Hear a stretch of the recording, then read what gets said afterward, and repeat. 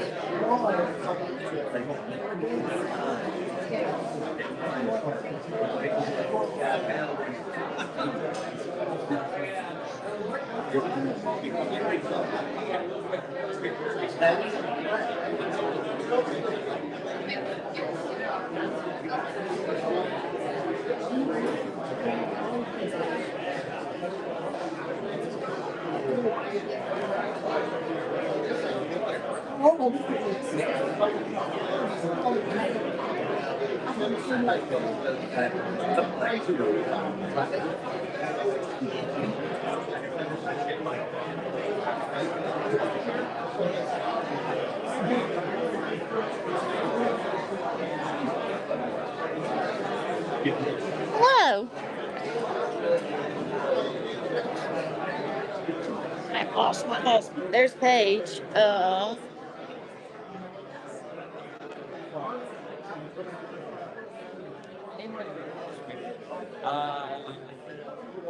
It's $2. Are you guys taping this? It's live. Okay, I'm gonna take. I think I can save it. I think I saved it, but I'll let you.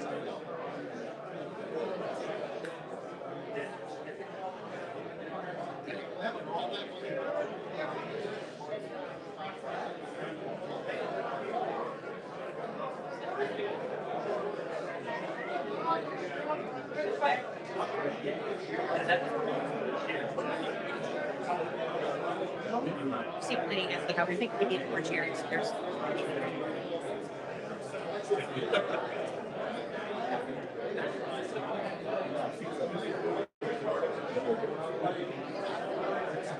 Sitting here again, so let's That's what I'm looking at right now. figure out how to do that. Okay. Once the broadcast ends, you can use the built-in. Yeah. Oh, yeah. Oh.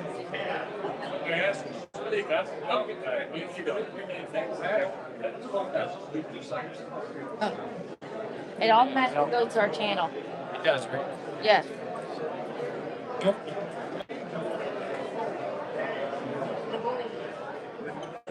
Thank you so much. Big jaws. Maggie's right behind you. It's already been a long day. Sorry.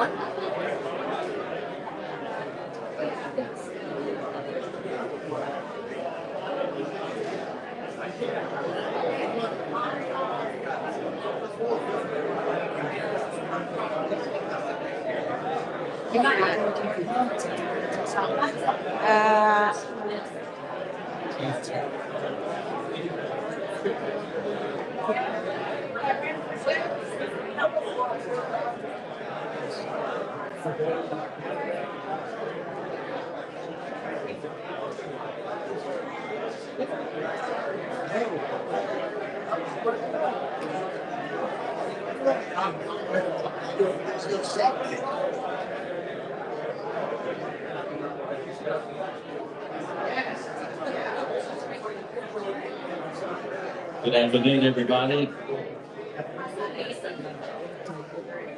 Thanks so much for coming. Nice crowd. All right, we're going to go ahead and get started, and I'd like to introduce David Cunningham, our club president. I appreciate that. I thought there might be something else. We've had a lot of interest in that, and I'm glad so many people were able to turn out and show up today. 90 plus people decided to show up and could show up in person. But I wanted to let you know that we're also broadcasting this to people who can't be here today, and we're recording it for those who had a conflict and they want to look at it and review it later at their leisure. This transfer rule is the primary reason we're here today. It generated a lot of interest, but we wanted to make sure that we put this in the context of the past, the current environment that we're in, and the future of where we're going. And before I get into the slides and some of the things we're going to talk about today, I wanted to make sure that you understand that we are members, the board are members, and at the end of the day, we're going to do what the majority of the members want done. It's not, even though the board has the ability to institute and change the rule, we're not going to do that if the vast majority of the members want one thing or another. So with that said, let's get into this. So I want to applaud that.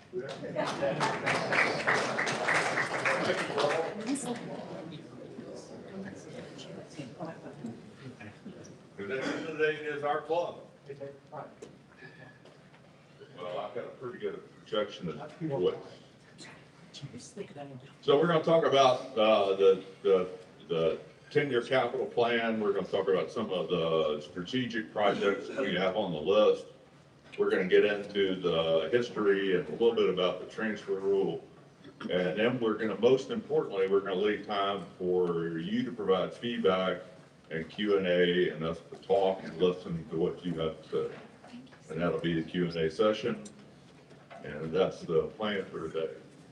So one of the things I wanted to tackle early on in this is that this rule was put in place or it's changed when the bylaws were changed in 2014 or 15.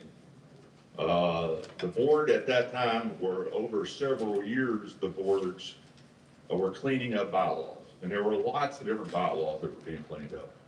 And in fact, now that it's a decade later, we probably have bylaws that we need to update, and I'll touch on one in a minute as an example of that.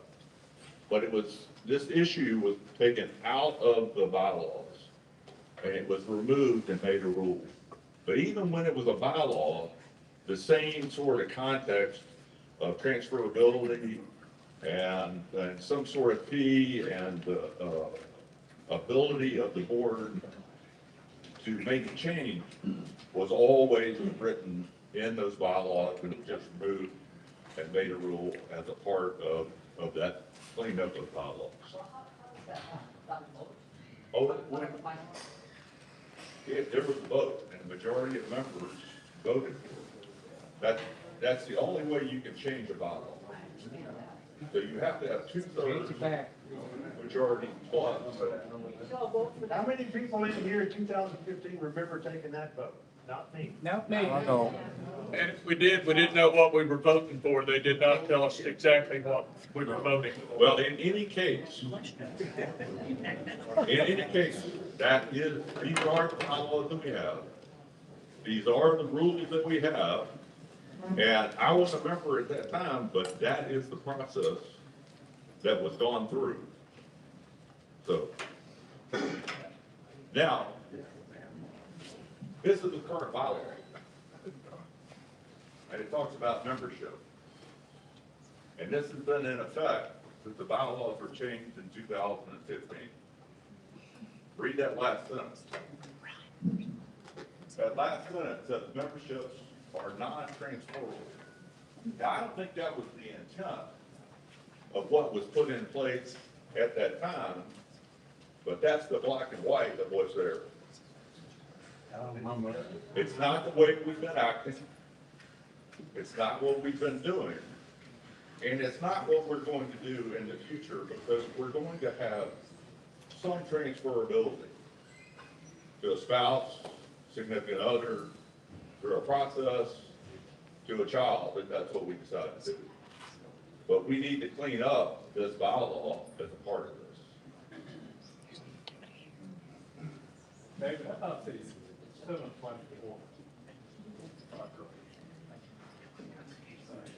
The membership has the option of extending the youth representatives if participate with the club rules. If there's two immediate and defense. I think that's the word membership, is what we're talking about, specific.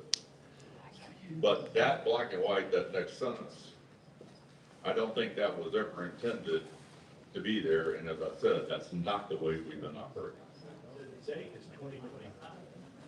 No, That didn't get changed. That's been effective since 2015. Well, that might have meant I can't transfer it, can't put them on. I think that's exactly the intent here. We need to say that. What it meant was you can't take and sell your membership or transfer it without. I think that's the intent, but that's not what it says.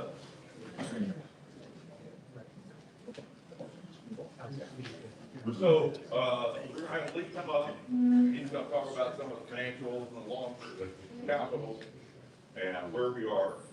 And then Stoke's gonna come up and Stoke's gonna talk about the current projects we've got on our list. And then I'll come wrap it up and then we'll get into Q&A.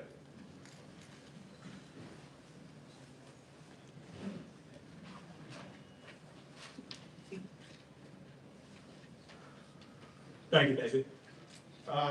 As David said, I want to try to kind of set the stage for you of where the discussion was as far as the board is concerned when we got into the lateral transfer rule. In order to do that, I want to talk to you about kind of where we are now, and how we got here. This is a membership. We basically are at a point where we've got a full membership. Full membership as far as golf, full membership as far as clubhouse is concerned. And you can see we basically hit that in 2025.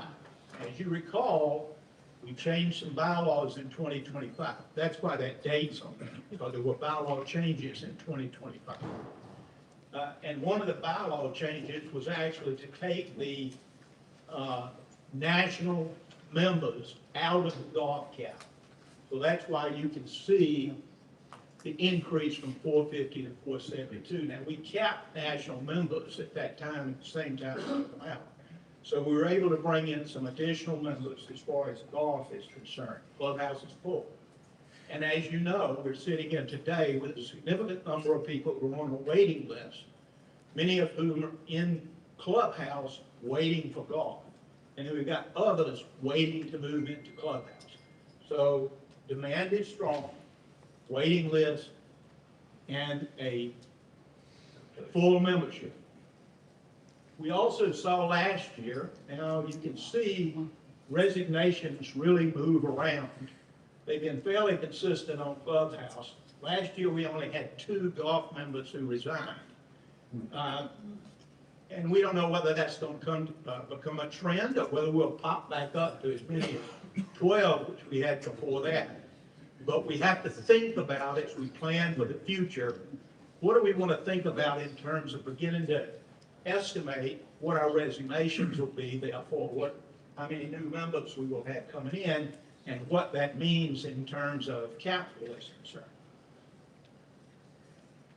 You can see over the course of the last, this was 8 years, we have, after the clubhouse burned, 2017, rebuilt the clubhouse, and then we have invested steadily in improving the overall amenities and conditions of this club. We've gone from a total club value of a little over $6 million to a total club value of a little over $26 million. And that has resulted from nearly $25 million that we've invested in the club over that period of time. And you have approved those investments, whether it was the pool and amenities, whether it was the expanded parking lot and cart path and drainage on the golf course, whether it was the employee housing that was done in 2018. So major improvements. The biggest one was the big expansion of our dining and enhanced facilities in the clubhouse itself. Patio, which we all love, expanded bar, which we all love. So those were the kind of investments that were made. And as members of this club, you now own a far more valuable club than where it was 8 years ago. At the same time we did that with capital, we also invested capital to maintain the facilities. So it's not just building new, it's maintaining everything that we currently have. Now, where did we get the capital to do that? Well, there are only 4 sources of capital that we have in this club. One of the biggest ones is initiation fees. So as people come into the club and they pay an initiation fee, all of that goes towards capital. Second one is capital dues. Remember last year you approved going from 15% to 20% on capital dues. Now, an awful lot of those capital dues go to maintain the operations of the club, whether it's equipment that is depreciated and needs to be replaced on the golf course, whether it's a facility that needs a new roof, whether it's grounds that need to be upgraded.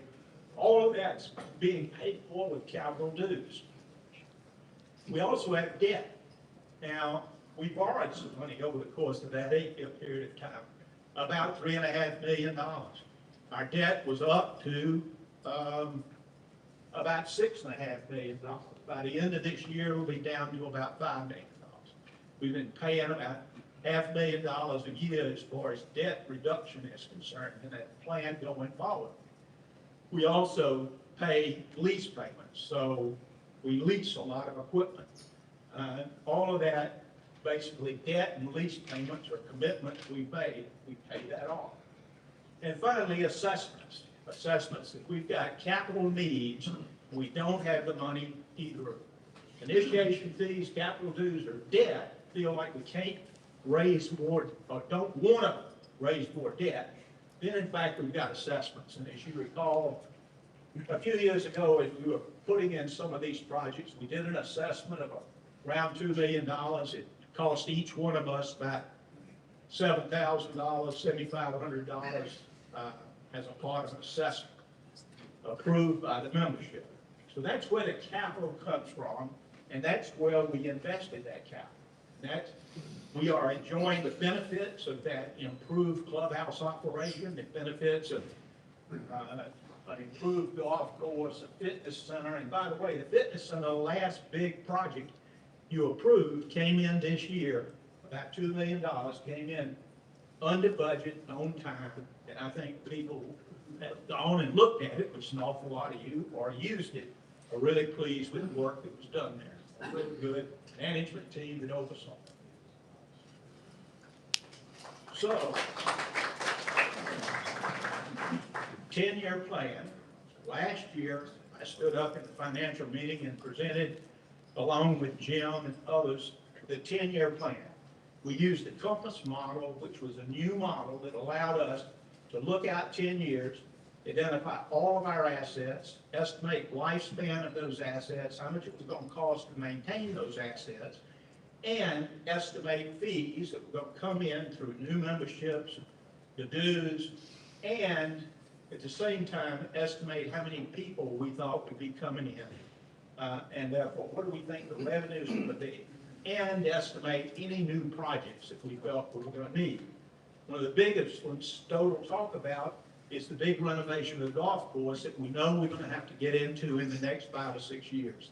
So we know that there's a number of projects, and Stowe will give you a good sense of what they are, but they were all built into a 10-year plan, which we presented to the membership last year. You approved a whole series of changes that went with that, like the capital dues change I talked about, moving the nationals out of the golf membership I talked about. All those things were approved last year with the 10-year plan as the backdrop of why those improvements and changes were needed.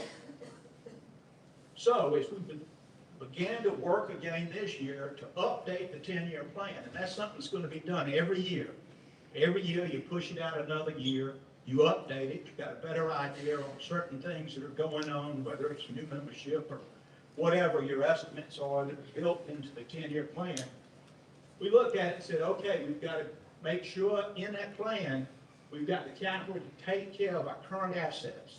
We can't let them degrade, so let's make sure we've got enough capital for that.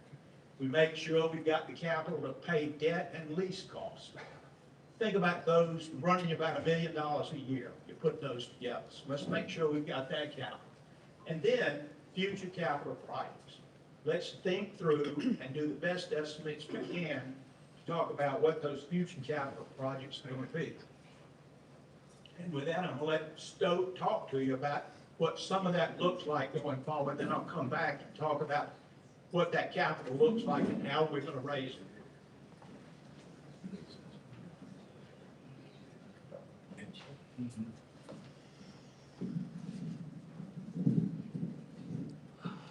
Nicely. I'm Stone Ellsworth, the chair of the Long Range Plan Committee, and listed there are the other folks that are working on the committee with me. So you might wonder why we're talking about this today. And the reason for that is that the planning process in the club is continuous. Our facilities degrade, we have to upgrade them. We have to plan a lot into the future to figure out how to do all that.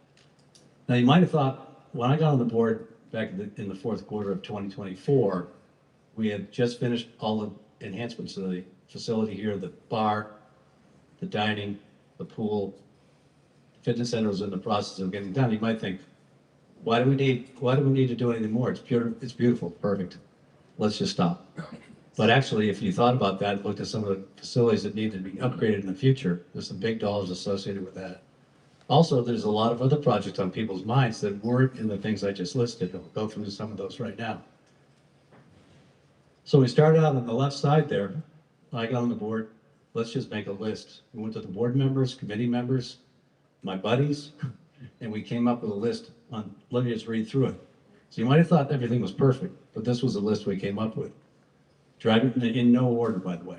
Driving range renovation, a croquet center, a golf course and greens renovation, a third croquet lawn, employee housing, kitchen expansion, golf course drainage, golf teaching center, golf shop expansion, short game area, and when we started, the cart barn wasn't on our list, but it got on our list. So this is a long list, and a club you thought was perfect. So where do we start? So my committee was able to come up with an idea to survey. We surveyed the board and the committee members. We had 45 people respond, and we went about it a couple different ways. We formed what we called weighted multi-factor, member guest experience, financial impact, operational necessity, competitive differentiation, membership alignment. We scored that 1 through 5. We thought this was a more objective way to go about it. But then we thought, well, let's just see what people would say. We just said, tell us the number one thing you want us to do, and down on the list. So we rank ordered them. Then we compared them. In the upper right corner, you can see what happened. 4 projects rose to the top by both methods. And the top one was employee housing. The golf course and drainage and kitchen joined the list. Then if you looked a little deeper to say, well, what might be beyond that? A couple things came out of croquet center and the golf shop. So that's how we formed that's how we took aim, if you will. Then what started there? I think both Lee and David talked about it. Back in there in the fourth quarter of 2024, we put a major effort in the capital planning area, and the compass model that Lee mentioned was a big part of that. Let's figure out what the base level we have to spend just to keep the lights on and keep a lot of facilities in good shape. That's just a baseline. Then above that, what other projects should we focus on? How do we fund them? And you can see how we took our focus. It was very clear we didn't need to initiate employee housing right off the bat. So we started doing that. Drainage had always been on the list, and we'll get to that in a second, but it looked to us like, based on member satisfaction and based on some just sheer mathematics, it made sense to accelerate. We'll talk about that. We had to put the golf course in. You might go out and play the golf course and think the greens are so beautiful, why do I have to change the golf course? Well, there's going to come a day when you won't be saying that, and we need to make sure of that. So we slotted that into 2030 and 31. The driving range used to be a runway for airplanes. And if you go down that range after it rains, you're going to find out how bad it is. It's horrible. Anyway, we put that in, try to get it in before the golf course. And then because Croquet Center rose so high, we moved that up on the priority list. So that all happened at the end of 2024, and we've been working on that list ever since. So let's talk about the employee housing. This is the first project we intend to do. Well, one thing to know is that our housing is a big competitive advantage for the club. If you talk to our employees, they'll tell you 201, we love to come here because of the housing. You might think it's because of us. Well, guess what? They like the housing. The privacy of it is not something they get a lot of other places. And that having great employees is key to our member experience. I think I was a member back in 2014, and we did not have that program in place then, and it was a lot different world. So currently we house 55 seasonal employees, and many of them are off-site at a significant expense and a lot of inefficiencies associated with that. So the plan is to basically duplicate our employee housing. Let me see if I can get this to work here. Here we go. Duplicate our employee housing, you see the 2 units right there. Where the Schmidt house is right now, the Schmidt house is sitting right about there. Pickleball is right there, so right across the street from pickleball. Expand the parking while we're at it. About 10 more slots there, there's 17 there, so about a 50% increase in parking. We're gonna put this to a member vote in September this year and execute during 2027 for availability in the beginning of 2028. Now this, we're gonna talk about this as we go through this. We form this capital plan. Certain of our projects are in the plan, and there's quite a list of projects that are not in the plan. Now, even some of the projects that are in the plan aren't fully funded, and we'll try to delineate that as we go along. Here's an elevation view of what that'll look like. The buildings sit a little bit cocked to each other. There's a covered breezeway that goes between the two buildings on the second floor. And down on the lower level there is a terrace where there could be gas grills and the employees can congregate between the two buildings. We'll keep all the existing landscaping around the site. This is roughly what it'll look like from the road. Oops. So, the golf course, you've looked at that list I started with, there's quite a few things on the golf course. Let's go through them one at a time based on the chronology of them. So back in 2024, we had planned to go about drainage one hole a year, 7 years, to a total of $1.7 million. A little bit of study in the figures showed that it'd be a lot more efficient to do that in chunks, plus member satisfaction. We had a lot of input on that as to they'd like us to accelerate it. So we started looking at that, and notice last year we did number 2 and number 6. And if you've been out there after a big rain, it's a literal miracle. I mean, it is beautiful. So the plan this year, this winter, coming winter, is to finish the back 9. There's 6 holes in one chunk. And that, of course, will come at a cost. And that's also fully funded in the plan. So that'll be a member vote this year. The next, chronologically, we plan to do is the driving range. You see a rendition from one of the golf course architects that we sought input from so far. Largely the same in some respects, but has a lot of features down in here for targeting. There's no targeting on the range right now. Hit the ball off into the white cosmos. There's really nothing to aim at. So we plan to do that in 2028. And the golf course, this is the big nut, if you want to call it that, in the plan. It's a very expensive project. We have input from one golf course architect. One of his ideas is shown here. The plan is to do that in 2020, 2030, and 2031, 9 holes at a time, so we don't shut the entire facility down. We just engaged Andrew Green, you might know his name, very famous architect these days, done Congressional and a lot of other top-notch golf courses. Actually used to work on our greens crew. Pretty amazing. Anyway, he's going to give us an input next year, so we'll have plenty of input on this project. We have 1 figure right now. We're running with that figure, but we'll get more figures. That's in the plan, but not fully funded. So roughly about half the golf course is funded in the plan. So keep that in mind. There's other projects. You see out here, the short game area to the right of number 1, left of number 13. This again is one golf course rendition of how we would accomplish that. That's not funded in the plan.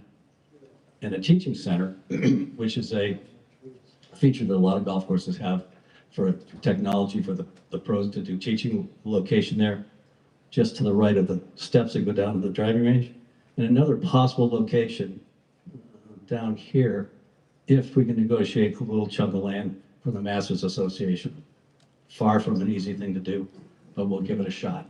So, number of golf course projects, some are in the plan, some are not in the plan, as financially it is. But that doesn't mean we don't have to plan them. We have to build a plan so we know what the cost is, and then we can figure out if the membership wants to do it or not. Now, we get to a list of projects, which they all turn out to be related to one another. It's sort of like a game of dominoes. You move one thing and it knocks over another piece. So actually, it turns out the kitchen expansion, the cart barn relocation, the croquet center, and the golf shop expansion all have a relationship to each other, largely because they're all in the same building, except for, let's say, the croquet center. So let's start on the left. The main driver for this, if you might remember, the kitchen was in the top 4. So this is a picture of the main kitchen here. I don't know how many of you have been in there, but don't go in there when it's really busy, because there's not a lot of room for extra people. Now, the problem here is you can't go outward, right? You can't go up, you can't go out. So you have to go down. So there is an opportunity here to go down with our pastry operation, which is located right here, over this little corner here. Go down below, but now when you start changing things downstairs, things move. So you have to move other things. That's the basic idea is to open up this whole section of the kitchen for what's called banquet operations. So you might know that the kitchen does two different things, à la carte up front, banquet back here, and oftentimes they do it all at the same time with great difficulty. So the chef, I had a lot of discussions with the chef about this, and he's all on board. He's got a lot of good ideas. It's like we can't go out, we can't go up, so that it does limit us somewhat. So once you make that move, then the logical thing is to figure out what to do with our cart barn. One idea, and there's several different ideas floating about, this one is, and I would say none of these ideas are fully vetted.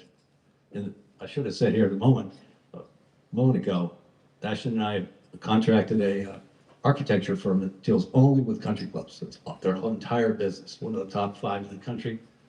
Code Diedrich and She, and soon we'll get a quote from them on working with us on all his various his master plan and call.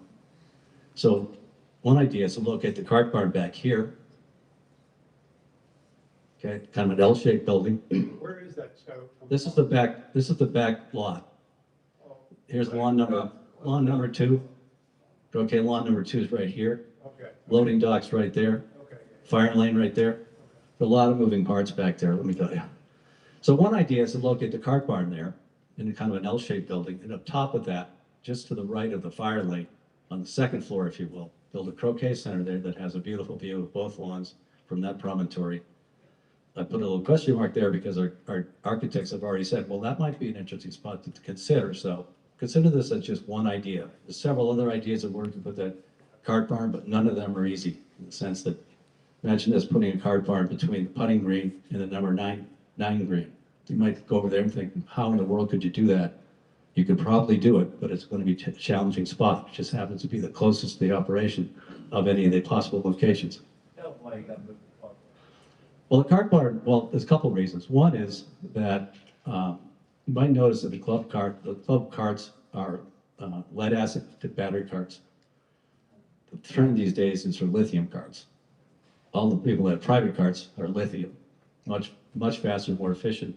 However, they pose a fire hazard, and our insurance company refused to insure us if we didn't go to lead acid. The second reason is there's a lot of other things we'd like to do in the cart barn area. You can't imagine the storage that's hidden around this campus. It's insane. So one thing we'd like to do for club operations is clean that up. Now, this is not a for sure. This is like, well, let's just see if we can find a logical solution to the cart barn that will enable some of these other things to happen. Like, for instance, this kitchen thing. You see this little slice here? This little slice came out of the cart barn. Not popular with Jason Chick. So, like I said, this is like dominoes. You knock one over, then they all start knocking over. And the third step of this is actually to expand the pro shop, which you remember that was number 5 on the list, into this area, and then mirror it on the other side to a fixed area for the club drop. You know, it's sort of like a flea market over there for our club drop. Maybe build a permanent club drop and put the bag room up here. This is something Jason does like. Doesn't like this idea much yet, but I'm working on it. Anyway, the idea here is to form a master plan for the facility. This is just one concept of how we might do it, but we'll get some professionals involved in this, and I think we'll have some other alternatives that will come along. Hey, Scott, Sir? the cart barn that you've got listed there, is that existing property that's just gonna be taken out of the parking lot, or where is that coming from? Well, good question. So one of the downsides of this is we wipe out 11 parking spots right there. But the second part that you wouldn't see is that our property line is actually quite a bit this side of the pavement today.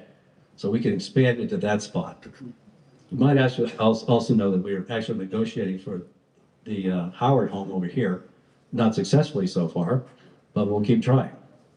So anyway, good. So I happen to live in that neighborhood. Yep. And it's zoned family only, and the whole neighborhood is totally. Oh, I know. And the whole Howard family thinks opposite. But, you know, therein lies the discussion. No, we're not planning on encroaching on their property. This is all within our property line. But one thing that I didn't notice until I saw the survey stakes was that the property line is actually about 20 feet from the pavement line. So we can use that spot. We'll see. I mean, this, like I say, this is one idea. There's several other ideas for the cart barn. This is not my favorite, I'll be honest, but it's maybe the least expensive to do. Anyway, so consider this to be a starting place for our architects. I'm not an architect. No one on my LRB committee is an architect. So we're gonna get some professional architects involved in this. So how does this all pencil out? Why are we even talking about this? Well, let's have a look.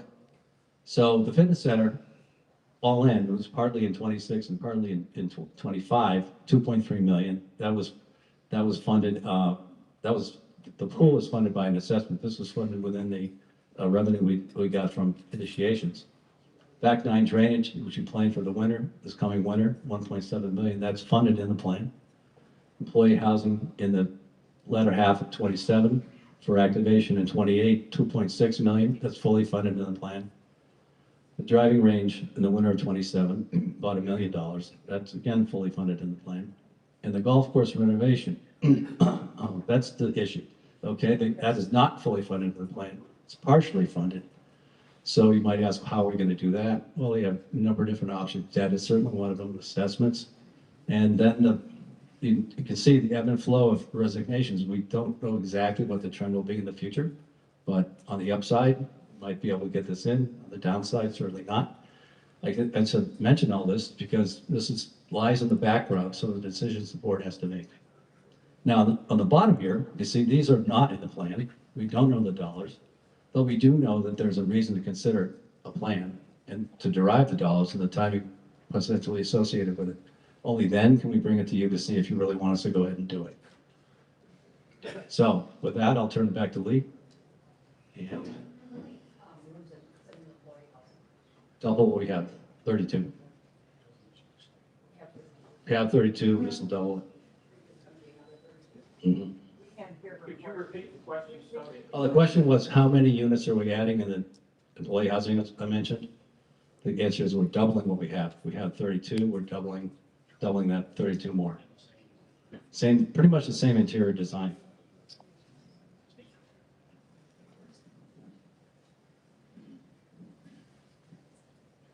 Let me add one thing to what Stowe said when he was talking about what's in the plan and what's not in the plan. He used the term fully funded in the plan. Bear in mind, that is assuming a series of things about revenue coming in. If that revenue doesn't come in, it's not funded. So the plan, hopefully, will in fact allow us to move forward if the membership wants to with various projects. If we don't get all the funding, obviously we won't be able to move forward. So I just wanted to be sure you understand when we say fully funded in the plan, it is a plan. We'll see whether we can execute it or not. You know, I'm a money guy. You gotta remember I'm a money guy. So I'm always looking at the dollars and do I really have them? Okay, now back to the 10-year plan update. Yes, ma'am. Can you talk about revenue and how we get funds? We pay pretty substantial dues. Doesn't that count as revenue? No, it doesn't. You got to bear in mind, we're a nonprofit. The question was this, and I've gotten this question before. There's capital and there's operating. We're a nonprofit operation. Our operating dues go to fund our operation. Those dues don't go for capital except for capital dues. That's the only part of that goes for capital. Everything else goes into operations, and we run as a nonprofit. In other words, we're not like my company. I was running to make profit, and I'd use that money to invest. But we can't do that. We use initiation fees, we use capital dues, we use debt, and we use assessments. That's where we get capital for projects. Okay, so let's talk now. We're updating the 10-year plan. That's where the board has been this year, working to update the 10-year plan. First thing we did is we said, we've got really good demand for our club. We've got a good waiting list. We know that people want to join this club. We sincerely believe it's by far the best club on the plateau. We've got the only pristine, walkable, play at all levels golf course. We've got all the amenities that I've just gotten through talking about. So we said, let's take a look at where our fees are, where our initiation fees. We know that an awful lot of clubs were looking at raising their initiation fees. And as you know, we went forward and raised ours. We said, okay, we think we're competing particularly with some of the higher end clubs, Highlands Country Club, Mountaintop, High Hampton, Wade Hampton. Wade Hampton, you'd almost have to have Wade Hampton and Chattooga together to have the kind of club that we've got here. And we looked at, okay, that's our competition. We've got strong demand, that's our competition. So we increased the fees, $200,000. And $150 for a clubhouse. Sounds like a lot, is a lot. But in fact, it is less than a number of those other clubs I've talked about. A number of the clubs below that, whether it's Color Sage at Toxaway, Wildcat, they're lower than that. A number of them raised their fees at the same time we were raised now. It's not to the level we did, but we don't think the clubs that are at our level. So raising the initiation fees were one of the things we built into our new look at the 10-year plan. Second thing we looked at, and this is really the purpose of this meeting, is to talk about this. It is the transfer during lifetime rule. As David said, this has been, whether it was in the bylaws or whether it's been a rule, it's been here, I think, since the club became a member-owned club. That you could transfer on a one-time basis your membership to your spouse or to your adult child. It has been, I talked with somebody who joined in 2004 as a transfer, and they said they paid 25% of the initiation fee. Then I looked at the bylaw of 2014 before it was moved out of bylaws, and it said it would be for an adult child 50% of the initiation fee. I don't think it was ever charged at 50% because I've never talked to anybody who said they paid it, but that's what was in the bylaw. That then got taken out of the bylaws, and as somebody said earlier, well, when did that happen? Well, it happened in 2015 when they went through and changed a number of things in the bylaws. And the membership voted to make those changes. You know, I was here in 2015. I joined in 2012. I don't remember that. No, I don't remember. I remember the bylaws were changed, but I didn't go through and read all the changes that were made. I just assumed they all made sense. On my time. Nobody else was in that category? Everybody else read them all?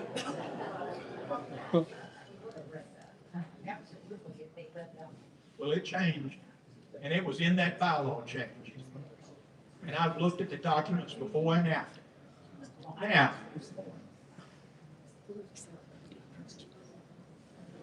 here's what the rule was, and that's verbatim out of how the bylaw was before it was made a rule.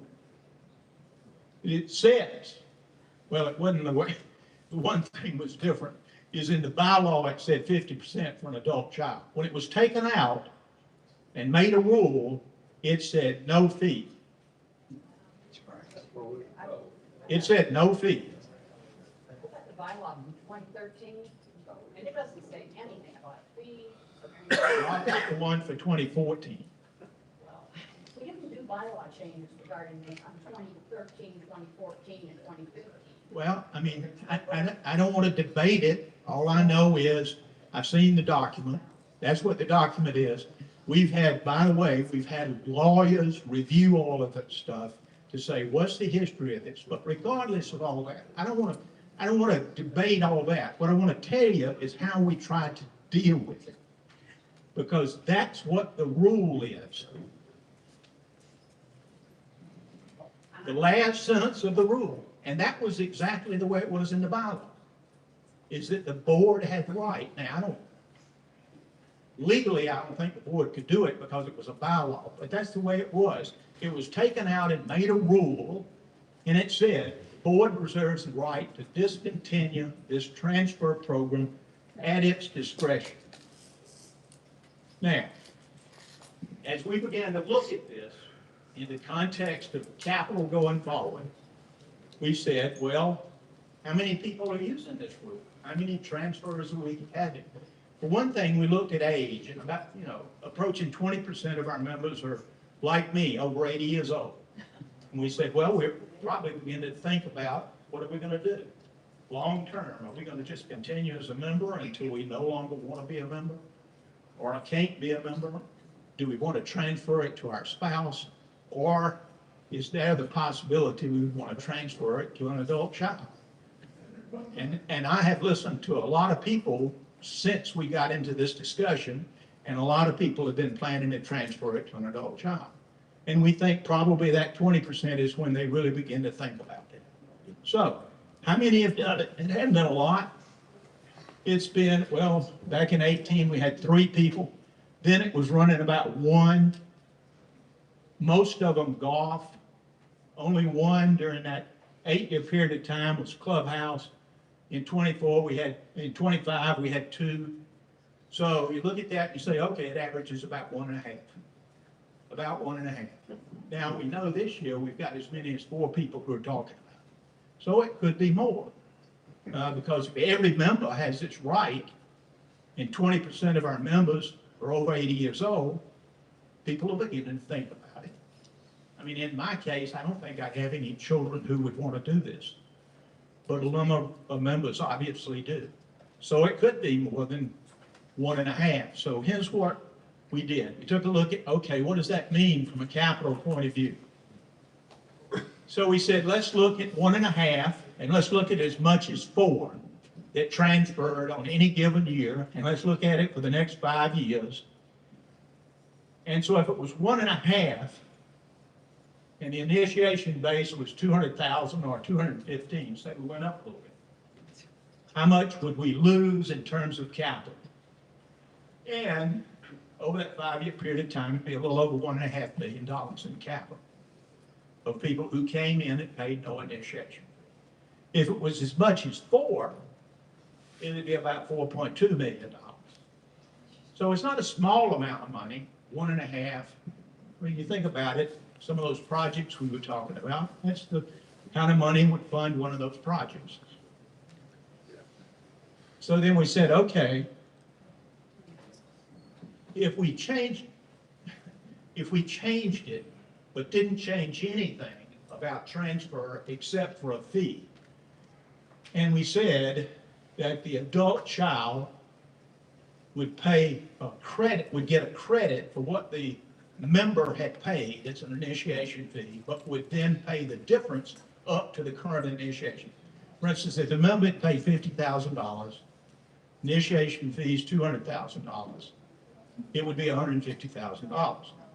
And that's the only change we were looking at. We weren't looking at changing the spouse component. We weren't changing the ability to transfer from an adult child.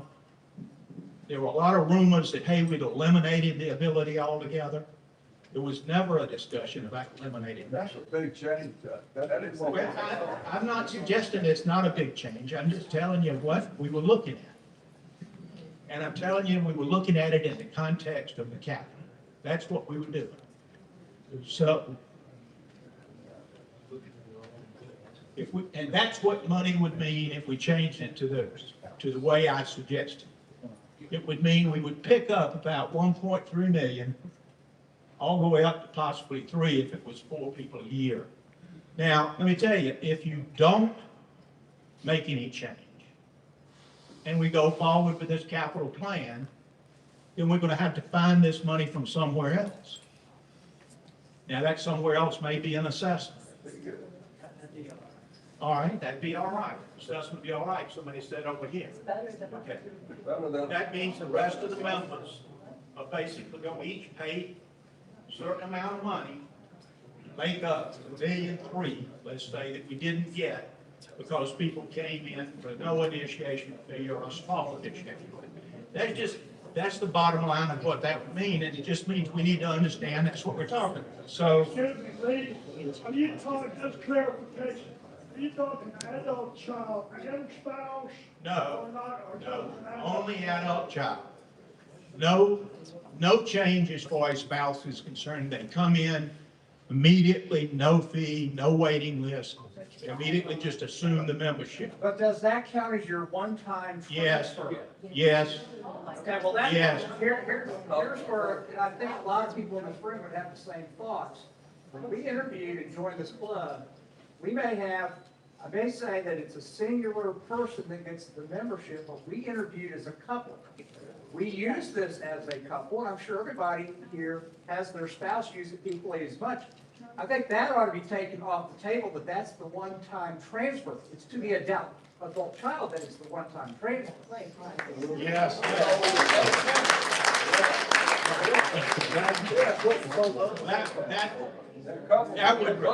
That would, and maybe you'll want to do this, that will require modification of bylaws, because the bylaws say the member is one person. Well, I think that could easily be done with an amendment to bylaws. Well, I'm just saying, that's what it says, so when I answered you, yes, it's one time, that's the way it reads. Did the board consider that this past winter? That it was gonna be a one-time transfer to the spouse, rather than, and that counts as the one time versus excluding that transfer and only going to the adult child? Did the board have any discussion about that this winter? No, we were looking at the adult child. So y'all didn't really consider the spouse, but that, how many of those transfers did you, that were in that list you showed us, that was 1.6 average per year? I don't have were the to the spouse? Yeah, I don't have the answer. Okay, David says they were not the spouse. That was just the adult child. Right. Okay, now, let me just, I've given you numbers.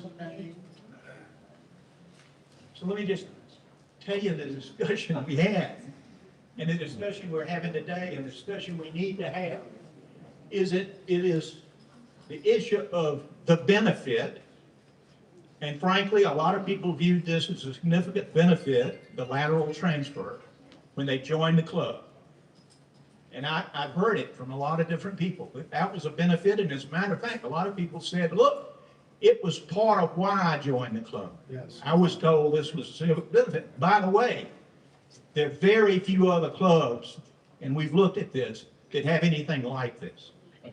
But we feel like, the board feels like, this is a significant benefit, the lateral transfer, that should remain a part of this club. It's a part of the culture of the club, it's a part of the family nature of the club, promoting family continuity as far as the club is concerned. So there's never been a discussion about doing away with transfer.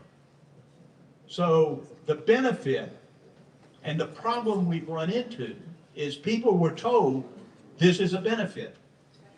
They weren't told it could be changed. Okay, so that's one part of the discussion that went on. The other part of the discussion was what I just got through talking about. The future growth of the club, and how do we attain the capital from the future growth of the club? And it's our responsibility as a board, from a fiduciary point of view, to plan on how to get that capital. And is this one of the ways we ought to look at how we get that capital, or should we just say, and the whole point of this is to get everybody's input, should we just say, no, we'll just use assessments? So those are the kind of discussions we were having, and now we are going to have in a much broader sense. And I'm gonna let David, yeah, go ahead, Tom. In a strong enough position to borrow money when we need it. We can be in a position to borrow money. Now, for instance, if we get to 2030 and we continue to pay down debt to the level that I think we will pay, then we probably could borrow $2 or $3 more million. That's a good one. Easily.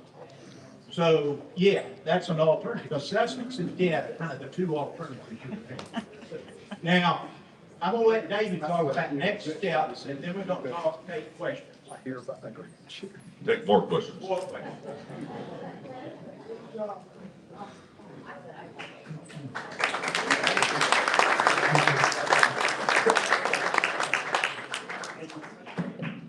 So I'm gonna do a couple things. I'm gonna do real quick. I'm gonna tell you what kind of the process is that we got envisioned going forward. And then we're gonna get into Q&A. And most importantly, that's the important part of this, is to hear what the members want. Because as I said at the beginning of this, it's gonna be your call.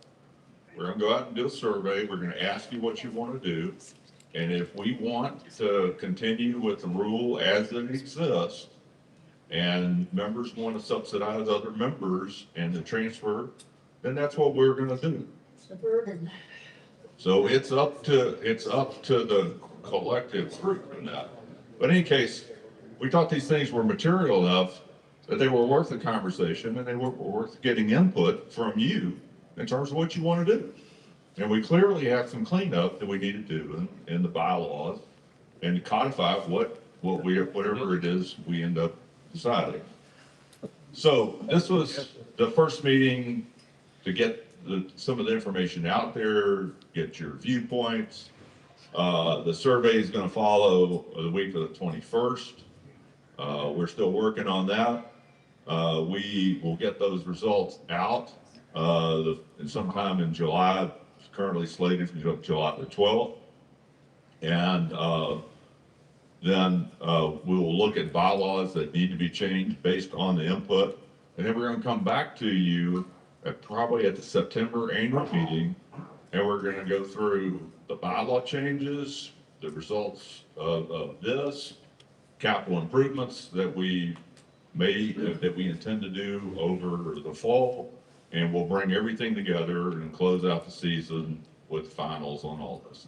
So that's the broad strokes of the process that we've laid out at this point. So we're going to get into the Q&A part of this. And I guess what I would ask is that I'll identify or recognize a particular member and ask if you stand up, identify yourself to the group. Hopefully we have another mic that we can pass around so folks can hear. But identify yourself and when you joined, if you remember. I don't even remember when I joined. I hadn't been there that long. So with that, I see Sue Lewis on the front. I'll get her. And you can. Thank you. I'm Sue Lewis. I've been a member since 1997. I'm a past president. 10 years ago, I was president. It was an honor to serve this club. I love this club. I think one of the questions that was asked a little while ago about the transfer to a spouse is one of the main things that most of us have never heard or understood. So when you're married, only one member can be the voting member.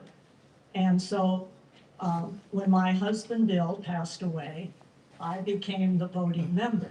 But the years that we were married, we both are the ones who contributed to this club, who did all the things that we do as a couple here, spent money, did things, but only one could vote. So when it transferred to me, I assume, I'm not getting any younger, that when I want to either go from golf to social, I would transfer it possibly to my son.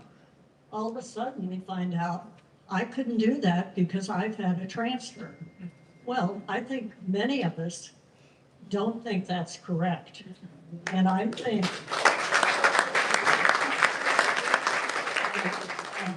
that change will need to be made so that those of us who have been here a long time. Another thing, I think many of us who have been here over 20 years, and we were here when this club, a lot of us, didn't have a lot of money at that time. We worked for this club. We contributed money. Some of you will remember getting a phone call. Will you give money for a croquet court? That was the first croquet court. We had no money. We all gave money for that. Well, I have never played a game of croquet, but I paid money for that croquet court. There's been many other things. You can look around this room, and we have been not only club leaders, we have been community leaders. And we care about this community, and we care about this club. And I think that we're being shortchanged if rule goes through to change this legacy thing. Our families have come here for years. Our children love this, and they will become good members here when they're here. They have enjoyed being here summers, our grandchildren, all of that. And that's what this club means to people.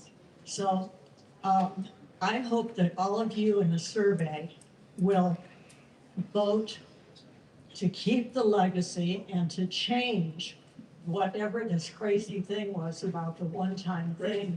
And if their spouse gets it, they can't pass it on when they've been here forever contributing. Amen.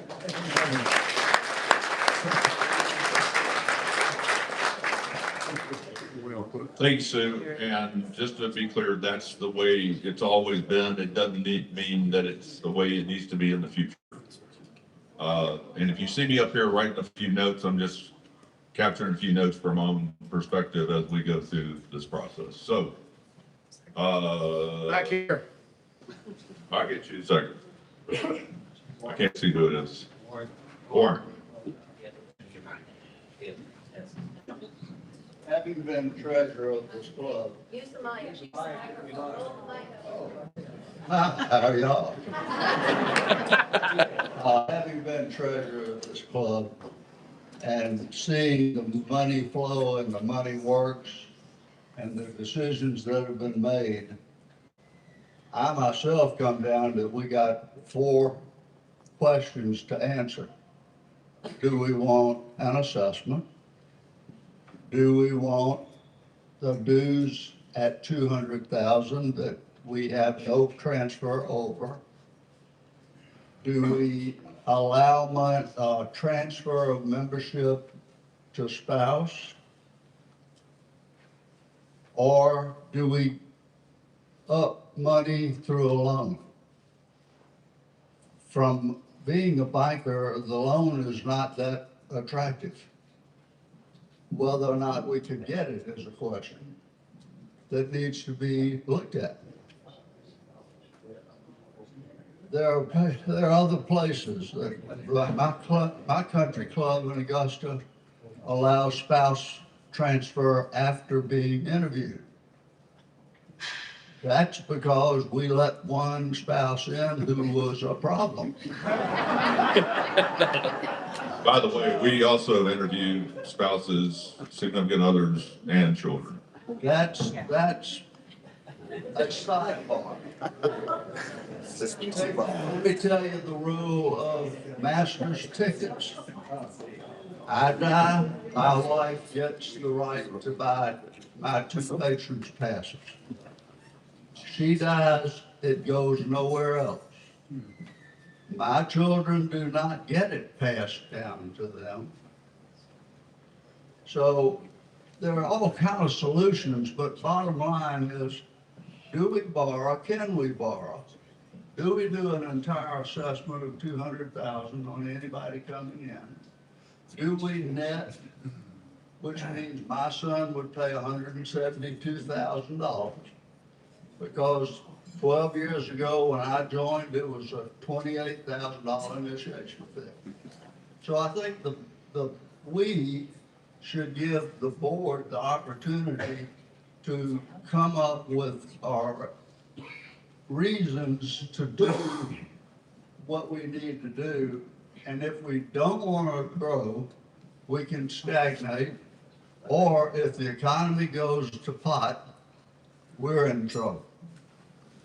Thank you, Warren.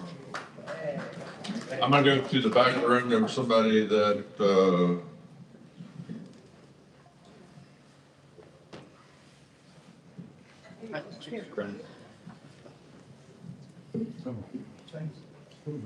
Hi, Ryan Crimmins and Biffy Crimmins, Lookout Mountain, Tennessee. Joined in 2013, 2014. I want to thank the board. You're looking at strategic the future of the club. Congratulations, you should be doing that. Thank you for doing that. You're asking some tough questions. I would submit, you might want to, I'm gonna call this legacy program. You're looking on it as a liability, it's an asset. When we interviewed, we were fully aware of the legacy program. In fact, we had heard about it long before we even moved up here. That's one of the reasons we joined. And by the way, you're living in the land you want to live in. You're full, you got a waiting list, you're able to raise the initiation fees. You're doing all the right things. That's great. One of the reasons we are where we are is because of the legacy program. In fact, we joined in some measure because of that. We paid the initiation fee. That wasn't even an issue. It was because of the people that were here. That's it. And the legacy program allows that to continue. Now, some people may or may not pass it on, and you're assuming there's never going to be another recession or depression. In '08, I promise you, we needed some members. So you might want to remember that. People drop out a lot of times when there are economic difficulties. So you can't assume that we're going to have this great economy, great market like we've got now going forward. Lastly, in the interview, the legacy program was presented as a benefit. Great. And we asked the question, all right, what happens on capital projects? And the answer was, well, Ryan, I'll tell you what we do. We put it in front of the membership. If the membership wants to do it, we have an assessment. That is totally logical. What about dues? Dues pay for operations and depreciation.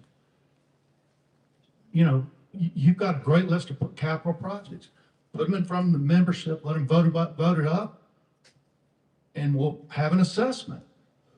I think that's what you do. I don't think you rely on future initiations to fund capital projects.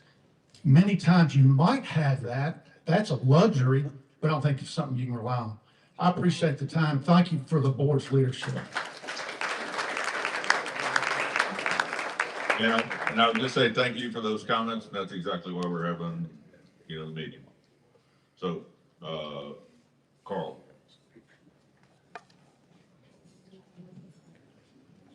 Thank you, David. I'm Carl Hyde. Been a member out here since 2004. Living right over here on what started out as the front nine, and now it's the back nine. Okay. No, I got vice versa when it was back, and now it's the front. I want to talk about a little bit of just somebody mentioned earlier. We've got a family club. We've always had a family club. We joined because it was a family club. I'm a member, as many of you all have, of a lot of country clubs. Brick and mortar doesn't make the country club. The people make the country club. When Barbara and I joined this club, Don Centel was running an ambassador program. I got in for $40,000, okay? And we didn't have any idea we were going to move from Atlanta, but when we bought the home over here on what is now 9, Don Centel came and said, here's an application to join the club. I want to sponsor you. And I said, I have no earthly idea of joining another club. He said, what the hell are you going to do? Sit on your deck and watch everybody else play golf? So I said, okay, give me the papers. But what I really want to talk about is the legacy. Barbara and I have 2 boys and 4 grandkids. When we bought this house, one lives in Charlotte, family lives in Charlotte, the other family lives in Mount Pleasant. And when we had those kids, they were elated that they would have someplace to come and visit their mom and dad and play golf, okay? They loved it. They've all had now 4 kids, 4 grandkids. All 4 of them were up here, plus the 2 boys just this last weekend. They started out coming up here. They loved this place. They came to camp up here. They got to know everybody up here. And one of the biggest points was, I always told the boys, when I die, I'm going to give membership to your mother. And when she dies, she's going to give it to one of you. And that's why we're here. Okay?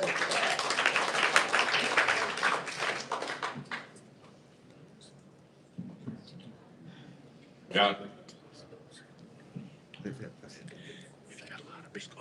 Good afternoon, my name is Guy Peterson. First of all, I thank the board for what they do. They have a fiduciary responsibility to look after our finances and make the best decisions. It's not easy. I just got off the board last year after 3 years. But for me personally, and for my wife Cindy, when we joined, we're from Sarasota, and we started looking for houses. We spent 2 years, started in Highlands and Cashers, and then second year, we boiled it down to Cashers. But over those 2 years, we interviewed 9 clubs. And not that others didn't have this program, but when we interviewed, one of the last clubs we interviewed was this club, and they made a point to say that we have this program for your children, of one of your sons. We have 2 sons. And I'll have to say that kind of helped make that pendulum swing for us, that this is the right place for us. And so then after I was a member for a year, I had the privilege of being on the membership committee. And I served 2 years under Bruce Borsanger and then 1 year under Alan Tansel. It was a privilege, but the first 3 years was during COVID. And we must have interviewed, I can't even tell you how many people we interviewed. Most of them were Zoom calls, but we talked to a lot of people. I know Cheryl's probably part of all that too with me. And then I got off the membership committee and I was elected to the board. And when you have an interview, they like to have 2 board members and 2 membership committee members. So when I was a board member, I continued that privilege of interviewing potential new members. I don't remember a member that I didn't interview that I didn't tell them about this program and what a difference it made to me. And I know the benefits said that we didn't tell them it could change. Well, I was just relaying what I was told when I joined. And it just makes me feel, when I don't know how many people in this room I probably interviewed and told you this, but it makes me feel like a hypocrite a little bit. It makes me feel uncomfortable, a little embarrassed that I was promoting something that maybe didn't have the teeth that I thought it did. So I understand it's a difficult situation. If it's a rule, I mean, we can't stop you from doing it, but just because you can doesn't maybe mean you should. Thank you.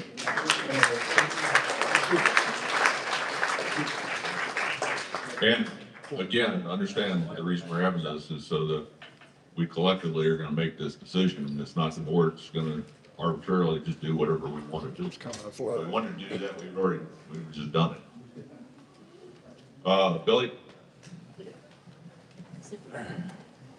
Billy Harper, I joined in 2008 when the economy was bad for $45,000.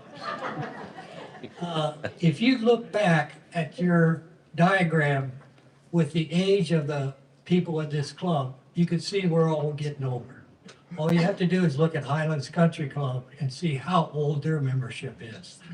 Younger people are going to be the lifeblood of this club. So I'm going to give you a suggestion. If they want to be continuing forward, you could stop the legacy now.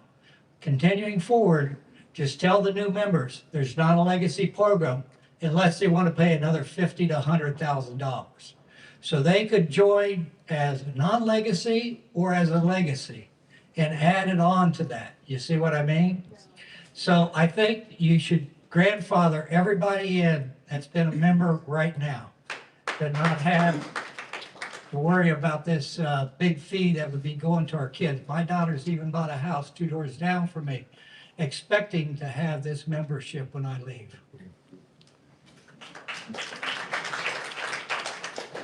Thank you, Billy. I'll just make one comment. I mean, if we institute a grandfathering, there's no point in even changing it because it'll be 30 years before there'll be any financial impact from it. I think you did But understand. I understood exactly what you said in terms of there's a legacy price and a non-legacy price. I got it.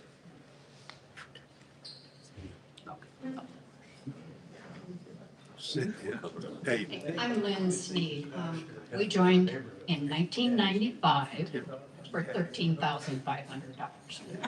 And we have no children that are interested in doing any of this. And I think the discussions are interesting. My problem is, how did we get here? Okay.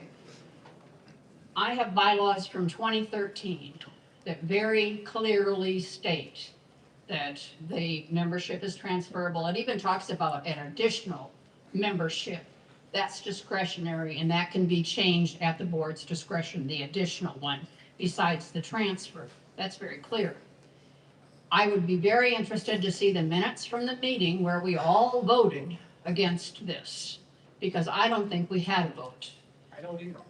Now, fast forward to the clubhouse burns down, okay? We're at a meeting, and it was a hullabaloo, because all sorts of things got talked about besides just the clubhouse. Miss Ellsworth, right here, stood up and said, I have a question about the legacy membership. Kim Coward, who was our attorney, stood on the stage, this is 2018, and she said, oh, no, we don't have that anymore. We all said, yeah, I believe that we do. I went back, I found the bylaws, Jerry Johnson was president. He moved, everything got back the way it was supposed to be, because no vote had occurred. He said what had happened was it got moved from the bylaws to the rules and regulations, and then out the back door, okay? So now for this to come up again, like we've already voted to get rid of it, you know, has anybody voted on this ever? To say, let's do away with legacy membership? Okay. So I submit that this is not a question of if we do it or not. I say we do it the right way. We go back, we look at the bylaws. I'm not saying that I don't believe what you saw in 2015. I'm not saying that, but I'm saying we didn't vote on it. We made such a stink about this that for people to think that just calmly all happened when we weren't looking and it was buried in some text, I'm not buying it. No. So, thank you for your time. David, I'm sorry. It is raining and there is a Porsche out that has their windows down. So if you drive a Porsche and, sorry, David. Did you want to ask a question before you go?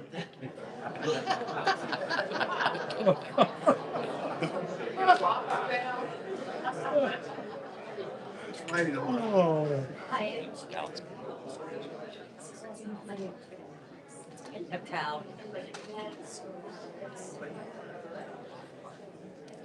My name's Alec Portman.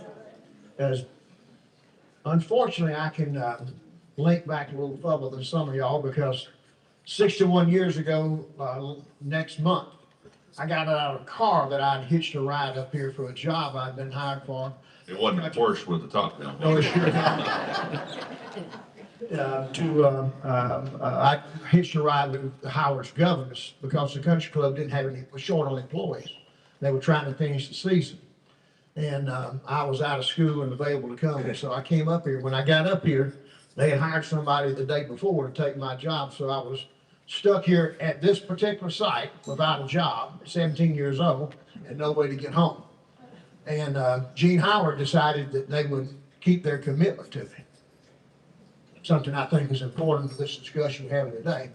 But Gene said, we got a job for you, but you're gonna have to wash dishes at the country club. And so I said, ain't no problem, I'm not afraid to wash dishes. Now, I did find out that the dishwasher also had to mop the clubhouse.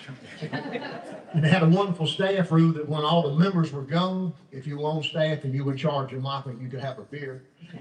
So I drank beer and mop that. So 61 years ago, we showed up here and I saw what it was at.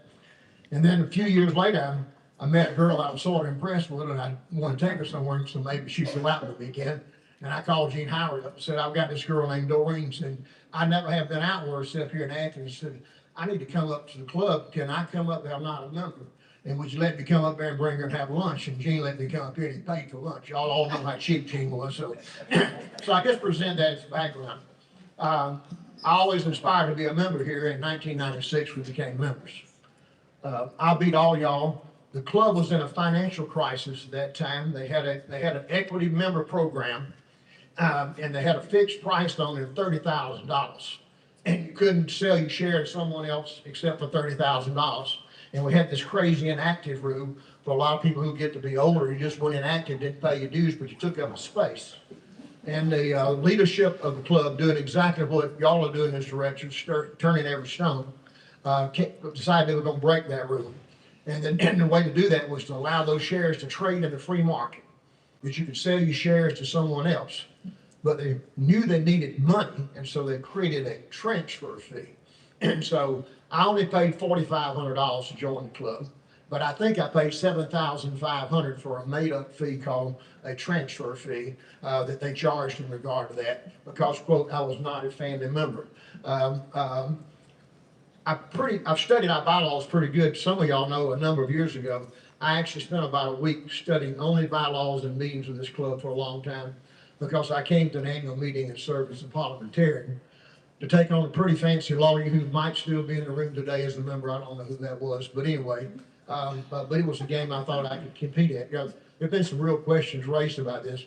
Most important thing is very obvious here is that we need to get beyond this. And we need to do this by some version of grandfathering. I've done this in other organizations. One part of grandfathering is a matter of public record at the Georgia Port Authority. We changed the retirement program from something that was unbelievably lucrative, and we did it by a grandfather program, and it solved itself over a period of time. So grandfathering will work, but there's no doubt about it. Carl referred to it. I was part of Don's team who contacted people and asked them to come at the time. Don had this marketing team, and there are probably some of y'all in this room, and I can tell you every single person I've asked to join this club, I talked about the legacy program, whether it was in the bylaws or not. So the truth is, by action, we have a code in which we've been operating, and I would encourage the board to figure out a way for us to operate the same way we have operated in the past. But if you want to put something new in, some version of what you put in should work for us. Thank you for your time.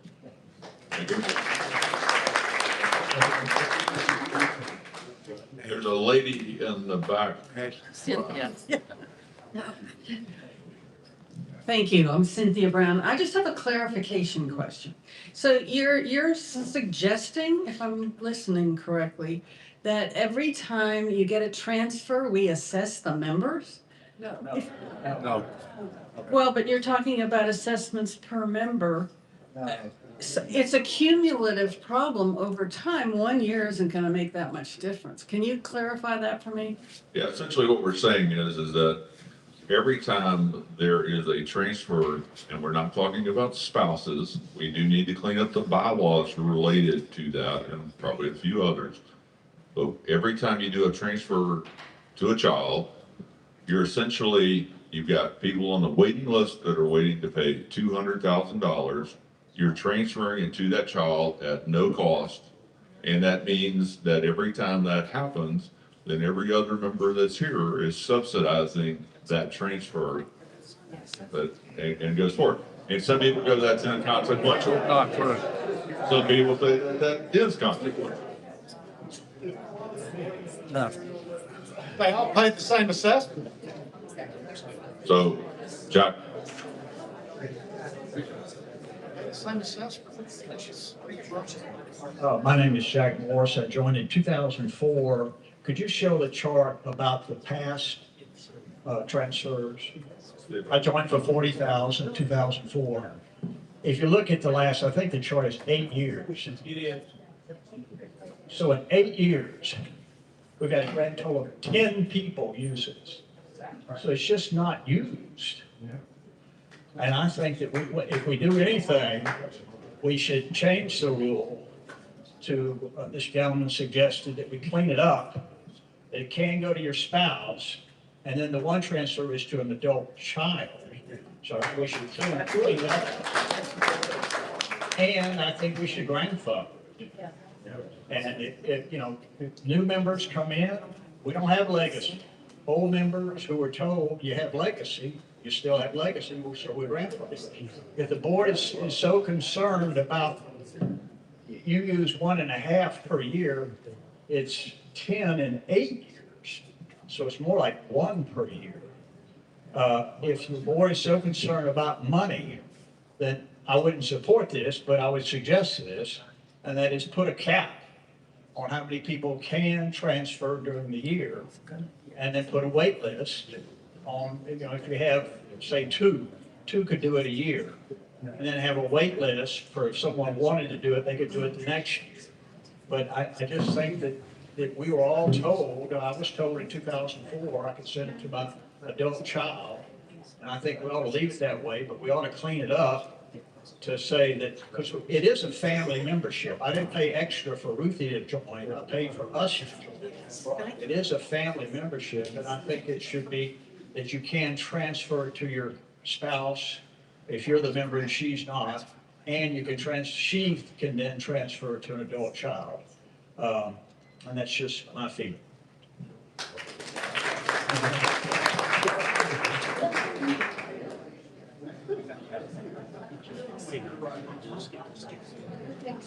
My name is Wayne St. John, and I joined in 1996. I'm going to shift from transfers and capital improvements and everything else to the operations of the club. It seems like, I don't know how long ago, we had the CPA firm come to one of these meetings and go over the results of their audit of our financial statements. That hasn't happened in a long time. And I like to see us try to do it again, so we can see how the club is doing. And from an operations standpoint, sure, we got to worry about capital improvements and everything else, but it'd be nice that the members know how we're doing operationally. The reason I know this is because I am a CPA and I've audited quite a few clubs in Atlanta during my time. And, you know, it can get hairy, let's put it that way, in terms of operations. The other thing I would like to ask is, when we changed the capital dues from 15% to 20% of regular dues, we made it 20%. How did we make up that 5% from an operations standpoint? Because we're taking more, 5% more out of. It was an increase of 5% total, so your capital dues Yeah, went up by 5%, and your operating dues also went up by some amount. Oh, they did? Yes, they did. Oh, okay, I wasn't sure because I thought dues stayed about the same. And I'm gonna ask Ashton to touch base on the auditor. Yeah, and each year, since I've been here, since 2018, we have an annual financial meeting. And in fact, we have one next week. And I don't mean to embarrass you, but we always go over the audited financials during that meeting. So, Are they coming up with it? they were here last year. We have not planned for them to come this year. It's a few slides. It's pretty black and white, so, but we could in the future. Oh, absolutely. Everybody's invited. Everybody's invited, and they always give us an opinion like you get on any audit. Every year. Next Tuesday at 5:00. Tuesday at 5:00 here. Clay Jones, he's the current treasurer. Looking forward to it. Yes, Bruce. Okay.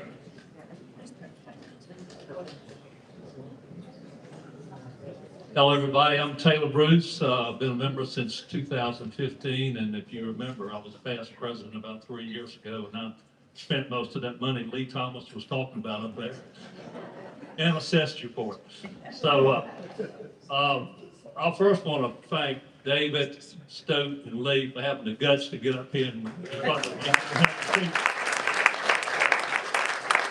right thing to do. He said gut, but maybe not the brains. Oh, maybe you didn't have the brains when you made the decision, so I don't know.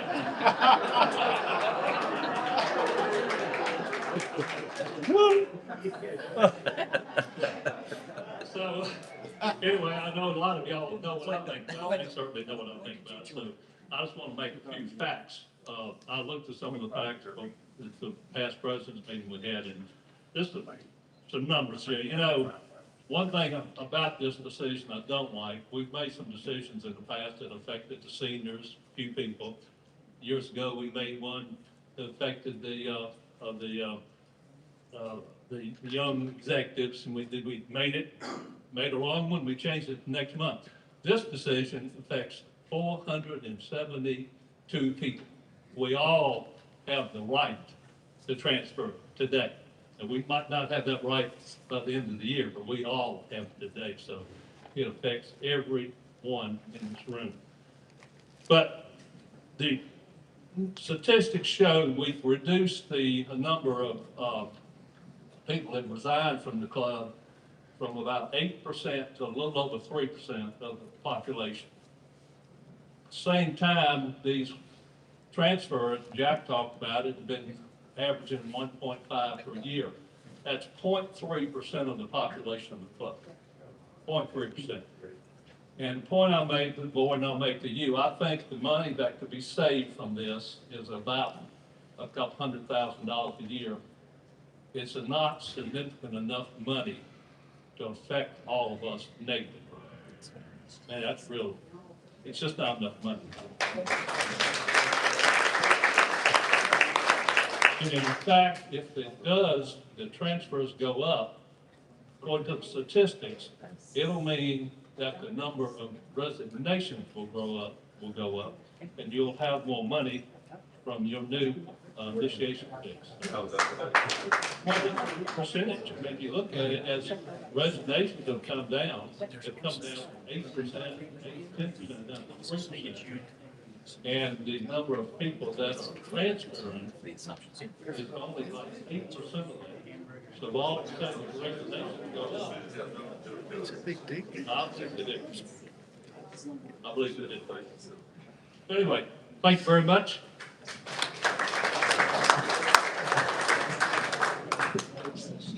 I hear a tremendous amount of consistency in this room, and the love and the compassion for this club is immense.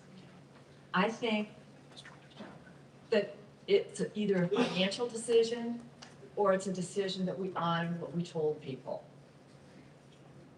I think the right thing to do is honor what we told people. And I remember the meeting with Kim Coward and that discussion, and I thought this had been put away and had been resolved. And I just hope we make the right decision.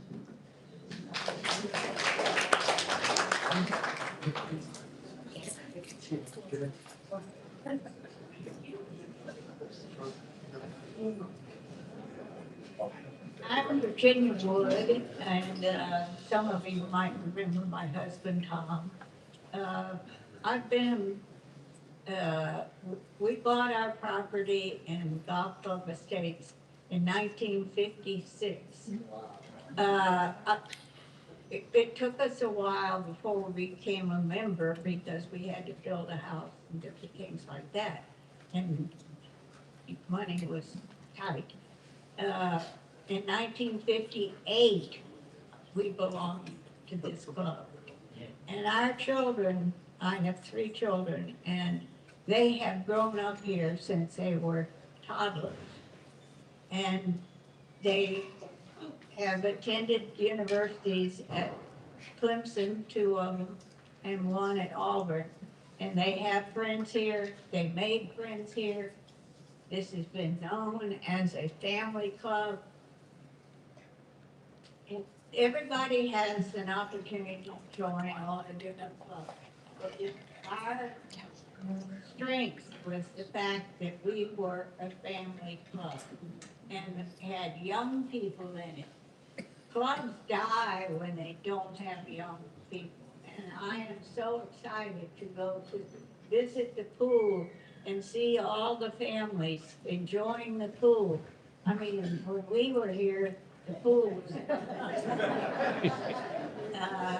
You don't realize how desperate we were for members.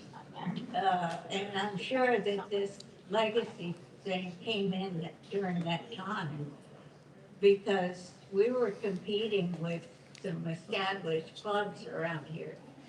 All of Miami went to Wildcat. Tom and I didn't want that. We wanted to meet new people.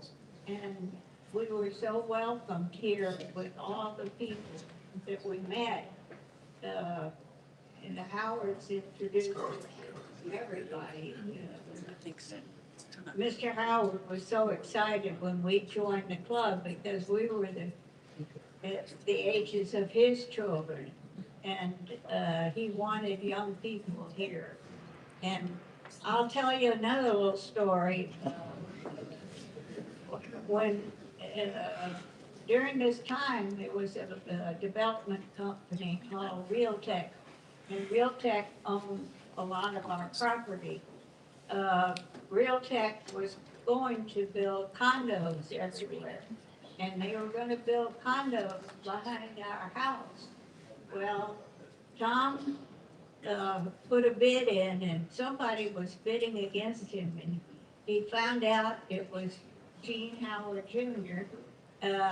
So the two of them got together to protect all that land behind the homes in Golf Club Estates. And so there's a lot of history that most of you all don't know about the club, what it was like in the beginning, and our assessments really built a lot of the things that are here now. And I just hope that my children can have the opportunity to, because financially, they probably wouldn't have the opportunity. They've done well in business, but it's pretty expensive to join here.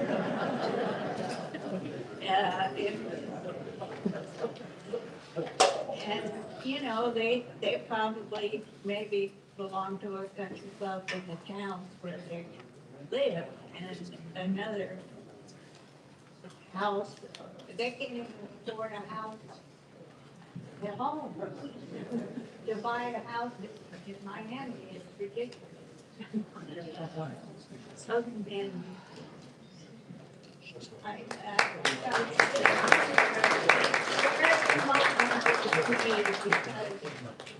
and we were newlyweds when we bought here, so my whole life has been enjoyed here, and I feel my children. Thank you, Ms. Wood. Oh, it's weddings. Your good wedding toaster.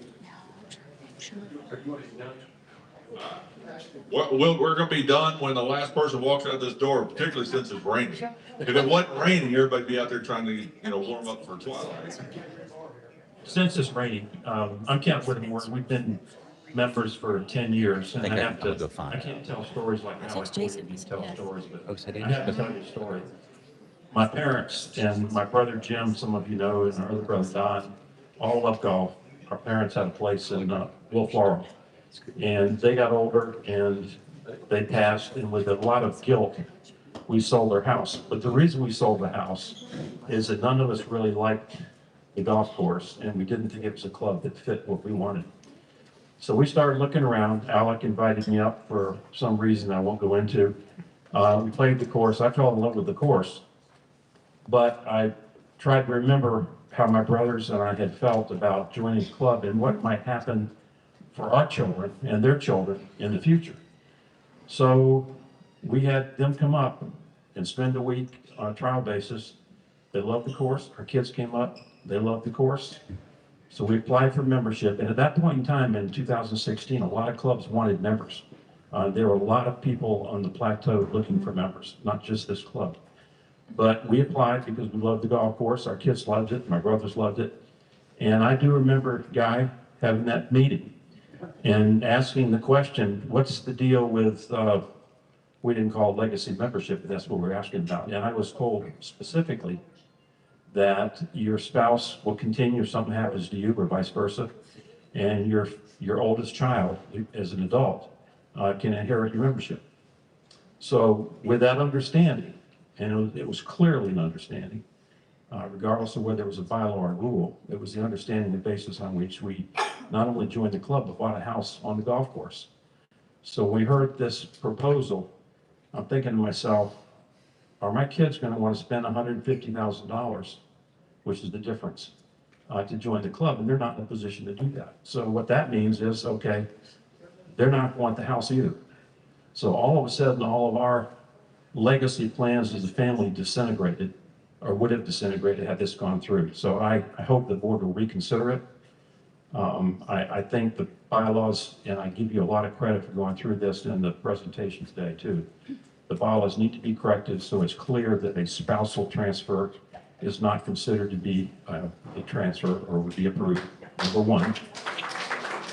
And there does need to be cleaned up with the bylaws. And then in addition to that, that you should have one transfer to an adult child without charge, perhaps an administrative fee, but don't confuse administrative fee with $150,000. If the board feels that because of the long-range needs of the club, we need to have something like this that terminates this legacy membership, make it prospective. Don't make it apply to the people who join on the basis that the legacy program existed. And thank you again for your time. Thanks, Tim. I've tried to avoid Joe Price all night. He's now standing on his chair. No big orange. I don't need it. David, I joined in 2009. They needed members, so they gave us a 20% discount. And so I ended up paying $40,000 to join the club in 2009. So if tomorrow, the way this is set up, my daughter, we were told the transfer would be a zero. Now, with us joining in 2009, she would be paying $160,000.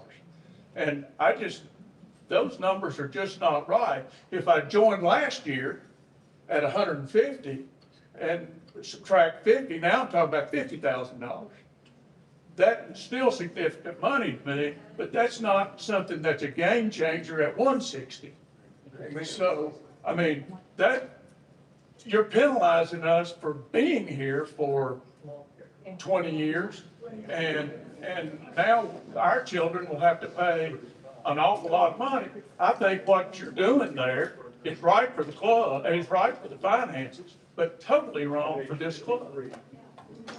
So, Thank you, Joe. I see Jimmy back here, Dr. Smith, I was talking about, but we'll get to you. Thank you. Hi, everybody. My name is Ron Musey Jr., and I'm here with my wife, Stacy Musey. We're a family member. My father and mother, Ron and Sally, are here. We've been members since 1992. I grew up coming here with the Woods kids when I was 10 years old in the 70s. So you've had 4 generations of Museys at this club over the last 40, 50 years. When we bought a house in 2018 on the 14th Fairway. We came in and met and said, what do we do about membership? And we were told, do nothing. You're a family member, you have a legacy right, join the club, and when your parents are ready, they'll be able to transfer that right to you. And we bought our house with that assumption. We became a family member. We've been here now for 8 years. We participated in the club. I'm still working, so I'm not out there playing golf like everybody else, but I am watching you when you go on the 14th. We were told at that time, don't do anything. At the time, the membership, I think, was $50,000. This is right after the club burned down. So we sat tight, and we were planning on doing this transfer this year. So when you look at the chart, we're one of those blue dots right here. You're looking at them. Okay. It was devastating when we got that notice to us. My whole life, kind of like everything we planned, all of a sudden now it's in chaos. And then I saw the letter about this. So I wrote a nice letter, which I'm not going to read. I'll submit it to the board. I want to thank Stephanie for reaching out to me multiple times and talking to us about this. That helped. But I will tell you, coming here today, I don't need to read the letter. I want to thank the members for what you're doing. I mean, I think for the first time since I've been here, I really feel like part of the family. I feel like people are speaking up for us. And if we do become members and I can get involved, I promise you it'll be worth it. Okay? I promise you. We want to be here. We have, like I said, 3 boys and 2 grandsons. I'm not a good golfer. My kids are. They really love it here. My wife's a great tennis player. She used to teach when you had the old days before we had the club, and now she was teaching tennis out there. So I just want to again thank everybody for being here, and especially thank the members for speaking up, I feel, on our behalf. And I hope that at the end of this, the decision's made that we will be able to grandfather or some other solution that will allow us and these other family members to continue on the legacy. Thank you. Thank you. Back in the back here. We're gonna mic. I'm in back. Hi, my name's Ron Kendall. We joined in 2004 for an unbelievably small amount of money. No doubt in my mind that the transferable of this membership to my wife, number one, and then to my oldest son, which my second son will be really upset, is not even open for discussion. That's why we joined. What I'm struggling with is something we've talked about a number of years, all the things we want to do and how much it costs. Maybe we're looking at it, yeah, we want to do that, but maybe we're trying to do it too quick, and we got to figure out more clever ways to finance it. Or is that an assessment? Or is that debt? Or some combination? We don't have to do everything in the next 2 years. There are things you must do. Let's do those. And I know, and I voted on it like a lot of people in this room, what we want done. And maybe we're greedy. And who knows what's going to happen in this environment we live in today. Today I can afford to be a member of this club. Tomorrow I may not be able to. I'm running out of runway. And I'm spending the money a lot faster than I thought. My wife's definitely spending the money a lot faster. So all I'm saying, thank you, board. I wouldn't want your job in a million years, although I've helped a lot of you and I respect you all. But let's really think about what we're doing. But this issue of legacy, it's not an issue. Let's go, do it. And then let's figure out what we really want to do and what really has to be done at what time frame. And try and, instead of $15 million in 5 years, maybe we spend it over 20 years or whatever is required. Thank you. And just to be clear, I know this is not what you mean, but every significant capital project comes to the membership for a vote, and the membership makes the decision on that. I know.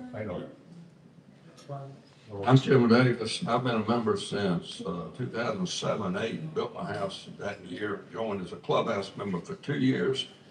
And I remember when they knew I liked to play golf, and David Clark came up to me and said, we got 2 of the old, people that equity members needed to be bought out, didn't have the funds. Will you buy them out and you can be a golf member? And I can't remember exactly what the amount of money was, but it was probably in the $15,000 range, plus what I paid to be a clubhouse member. So when I heard about the legacy thing, I'm not going to talk about that. And I really had an hour-and-a-half speech I wanted to make, but I'm not going to do it because everybody else has covered it. But I think we need to look at the spending and the rate of what we spend. We may be like Congress and we have a spending problem and we're trying to do it too fast. Now, I think that ought to be looked at. I can't imagine what's wrong with practice to have to spend the practice range. You can drain a practice range for less than $1 million and put more flags up or more bunkers. Most of these members I play with can't get it straight or the same distance. I would say you can save money there, and I think there's a Hispanic crew in Augusta that can want to put some drains in for less than $1 million. So I won't say anymore.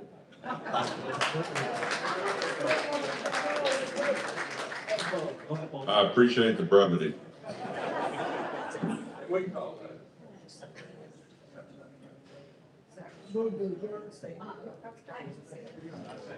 be possible to get a copy when we voted of those amendments?